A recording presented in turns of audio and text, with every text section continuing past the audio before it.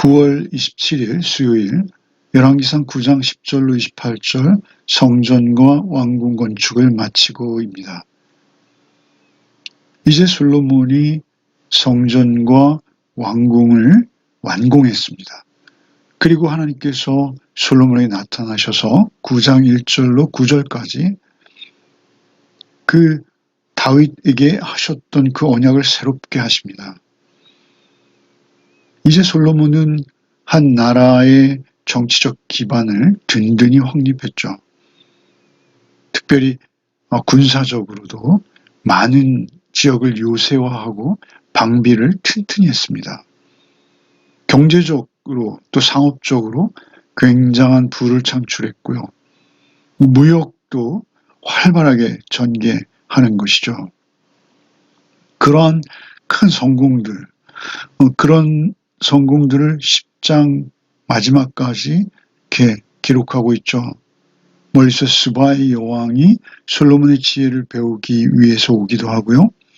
그의 내치, 그의 외치, 나라의 안을 다스리는 것, 그리고 나라 밖의 외교 관계를 맺는 것, 모든 것들이 굉장히 성공적으로 이루어지고 있습니다.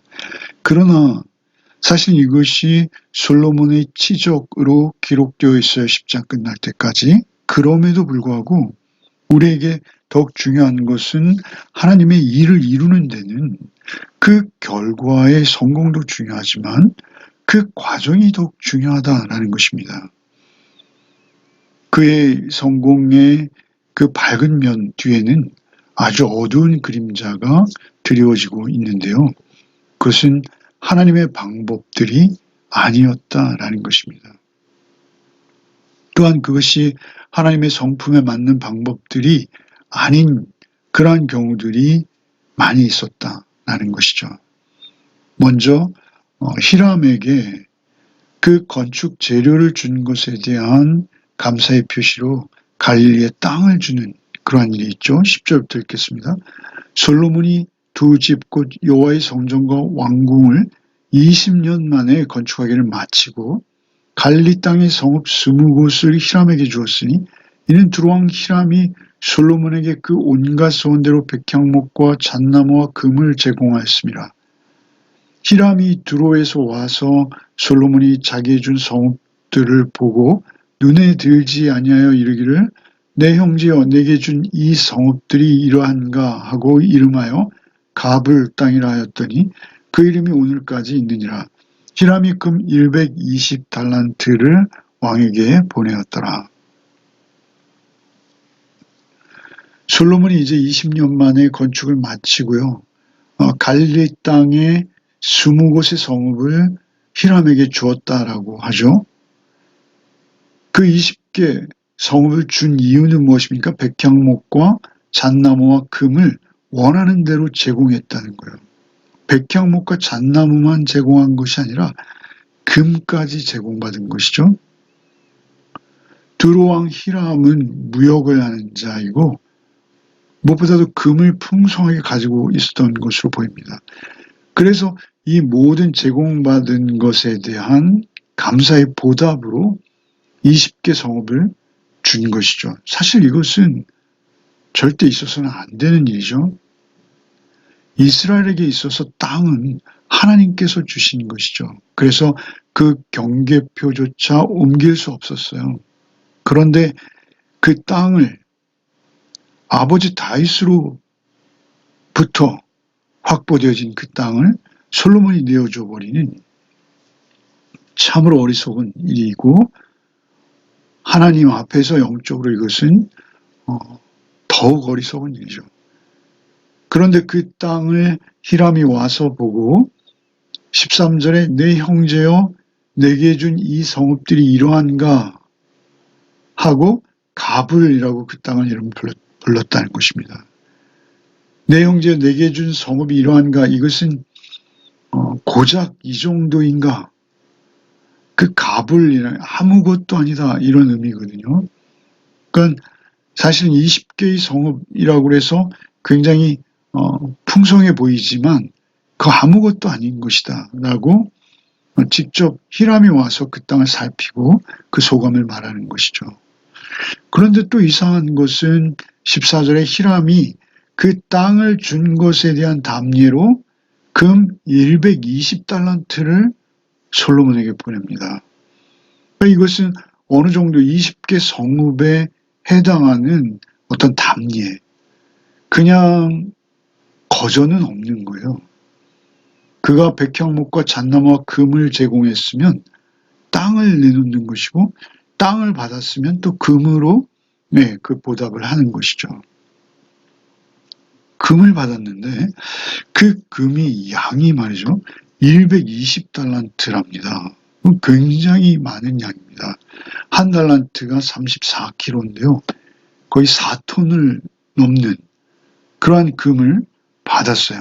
근데 더 놀라운 것은 역대기에 의하면 심지어 이 성읍들을 히람이 솔로몬에게 돌려주기까지 하죠. 역대하 8장 2절입니다.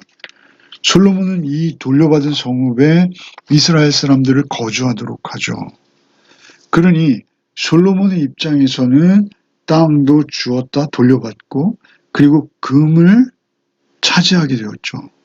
그리고 백향목과 잣나무와 금을 또 그 20년 동안 공급받은 것이죠.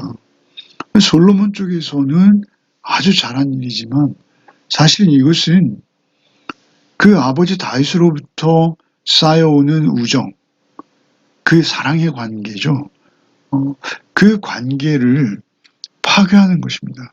그것을, 그 우정을 부끄럽게 하는 그러한 못된 처세죠. 이것은 동시에 영적으로 이것은 하나님 앞에서 그렇게 하면 안 된다라는 것이죠. 땅을 준 것도 실수요. 오히려 금을 받기보다는 금을 내주는 것이 어땠을까요? 이게 저의 개인적인 생각입니다. 어찌되었든 그렇게 그들의 우정을 부끄럽게 한 짓인 것은 확실합니다. 그리고 이제 15절로 23절에 솔로몬의 건축과 그리고 그 건축을 이룬 역군들에 대해서 기록하고 있죠. 15절부터 읽겠습니다. 솔로몬 왕이 역군을 일으킨 까닭은 이러하니 여호와의 성전과 자기 왕궁과 밀로와 예루살렘 성과 하솔과 무깃도와 겟셀을 건축하려 했습니다. 전에 애굽왕 바로가 올라와서 겟셀을 탈취하여 불사르고 그 성읍에 사는 가나안 사람을 죽이고 그 성읍을 자기 딸 솔로몬의 아내에게 예물로 주었더니, 솔로몬이 겟셀과 아래 벳호른을 건축하고 또 발랏과 그 땅의 들에 있는 다드몰과 자기에게 있는 모든 국고성과 병거성들과 마병의 성들을 건축하고, 솔로몬이 또 예루살렘과 레바논과 그가 다스리는 온 땅에 건축하고자 하던 것을 다 건축하였는데, 이스라엘 자손이 아닌 아모리 사람, 헷 사람과 브리스 사람과 히 사람과 여부스 사람 중 남아있는 모든 사람, 곧 이스라엘 자손이 다 멸하지 못함으로 그 땅에 남아있는 그들의 자손들을 솔로몬이 노예로 역군을 삼아 오늘까지 이르렀으되, 다만 이스라엘 자손은 솔로몬이 노예로 삼지 아니하였으니 그들은 군사와 그 신하와 고관과 대장이며 병거와 마병의 지휘관이 됨이었더라. 솔로몬에게 일을 감독하는 우두머리 550명이 있어 일하는 백성을 다스렸더라.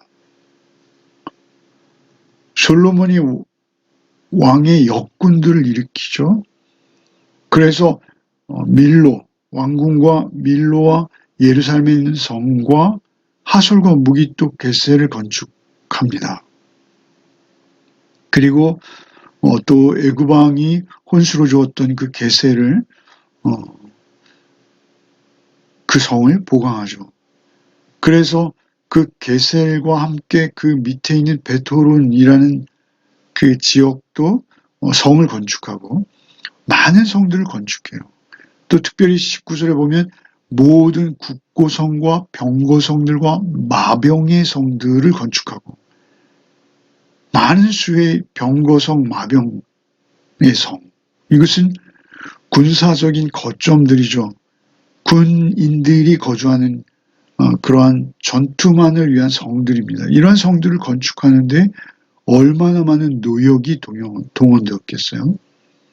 그래서 그 노역 동원하는 데 있어서 아모리 사람, 헷 사람, 브릿 사람, 힛 사람, 여부스 사람들을 동원했다는 것이죠. 사실 이들은 가나안의 7 족속들이요. 그들은 하나님의 말씀에 순종해서 사실은 이 헤렘, 죄와의 단절 차원에서 하나님을 진멸하라 하신 그런 종족들이었죠. 그런데 그들을 진멸하지 않은 것입니다. 안 한 거예요. 못한 것이 아닙니다. 21절에 이스라엘 자손이 다 멸하지 못함으로 안 한 것이죠. 그 땅에 남아있는 자손들이 솔로몬 노예로 역군을 삼아 오늘까지 이르렀더라. 사실 그리고 이제 이스라엘 사람들은 지휘관으로만 세웠다라고 말하고, 그리고 이제 감독하는 우두머리로 550명을 뽑아 이스라엘 사람들로 감독을 하게 했다라고 지금 본문을 기록하고 있어요. 그러나 사실 나중에 르호보암, 그의 아들 르호보암 때에 그 이스라엘 사람들이 와서 르호보암에게 당신의 아버지 때 너무 많은 노역을 우리에게 줬는데 당신은 이 노역을 좀 줄여주시오라고 주장하는 걸로 보아서는 이스라엘 사람들도 그 노역에 많이 동원된 것은 맞는 것입니다. 뿐만 아니라 그 이방, 남아있는 이방 사람들을 그렇게 착취하는 것, 그들을 노역에 동원하는 것, 이것은 솔로몬으로서는 지혜로운 일이죠. 그들을 노력 동원해서 반란의 기회를 줄이고 공사도 완공할 수 있으니 일거양득인 것이죠. 그러나 이것은 하나님 나라의 영적인 안목에서 볼 때 이것은 이스라엘이 어느덧 애굽화한 것입니다. 이스라엘이 어느덧 이집트를 닮아가는 것이죠. 노예들을 혹독하게 부리며 사람들을 착취하는 약육강식의 애굽과 같아지고 있는 거예요. 그래서 그 과정이 중요하다라는 것이요. 또한 이렇게 많은 말과 병거들을 소유한 것이죠. 신명기의 모세가 신명기의 관점으로 볼 때는 이런 많은 금과 그리고 말과 병거와 마병들, 이것은 하나님께서 금하신 것들이죠.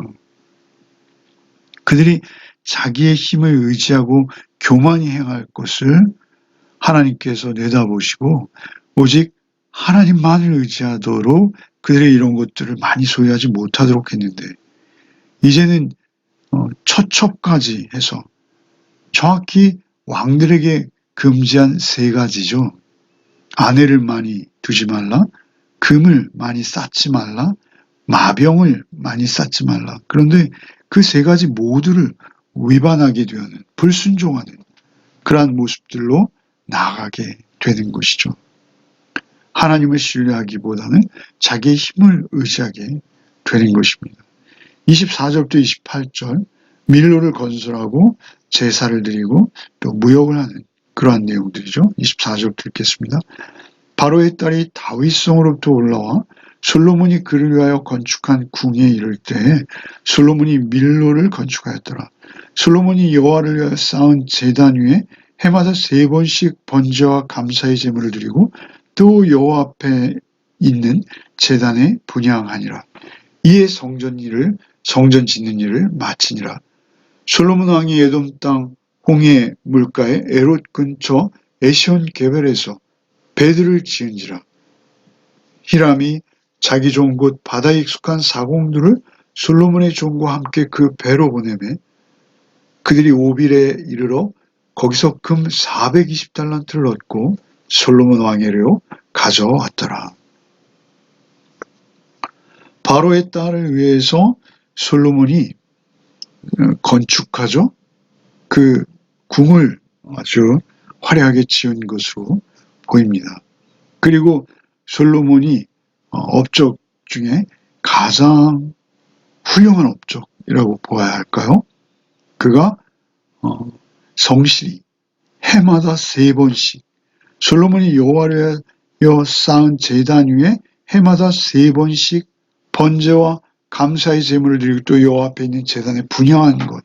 이것은 솔로몬의 업적이죠.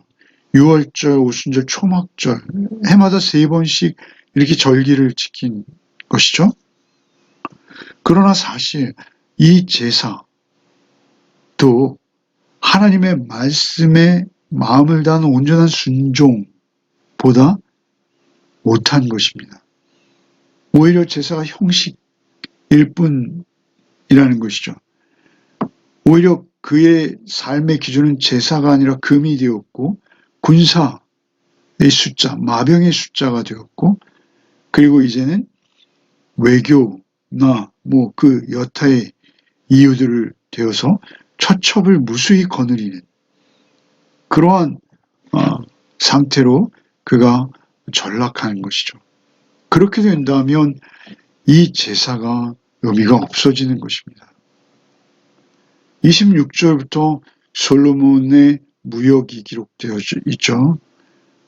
그들이 배를 건설하고 그리고 이제 바다에 익숙한 사공들을 불러들여서 오빌에 금을 얻어오는 앞에서 히람에게 금 120달란트를 받았는데 여기서는 400달란트 엄청난 4배에 달하는 것이죠.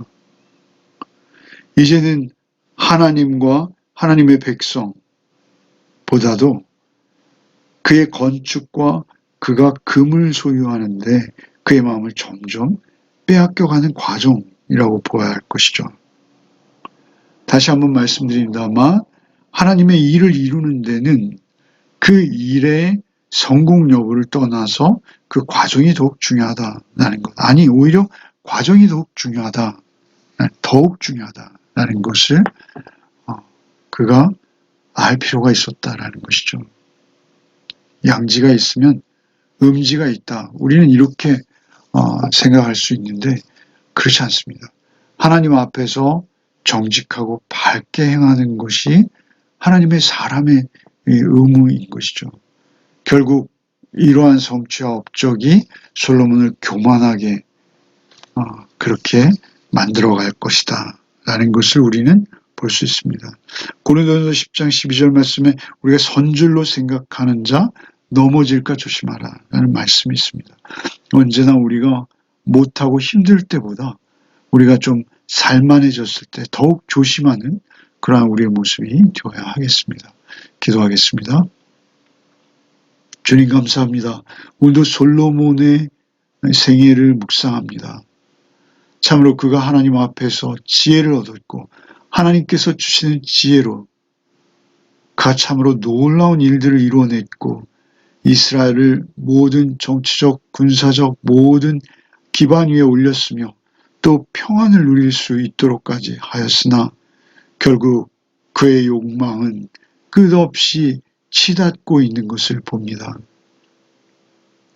무엇이 중요하고 무엇이 더욱 우리의 삶의 중심이 되어야 하는 것인지 우리 늘 잊지 않도록 우리를 도와주시옵소서.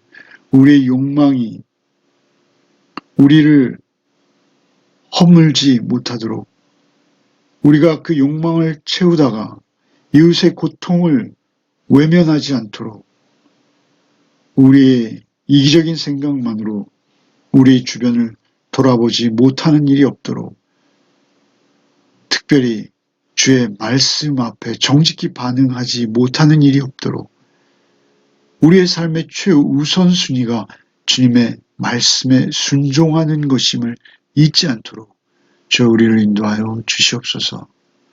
모든 것이 오직 주께 있으며 주로부터 왔으며 우리가 또한 모두 주께로 돌아감을 잊지 않는 오늘 하루가 되게 하여 주시옵소서. 예수 그리스도 이름 받들어 기도하옵나이다. 아멘.